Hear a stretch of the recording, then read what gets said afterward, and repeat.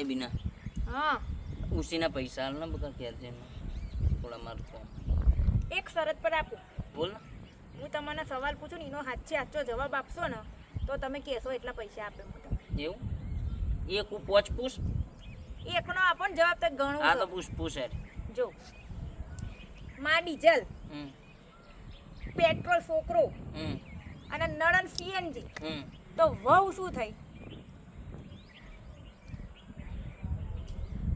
ઉરા.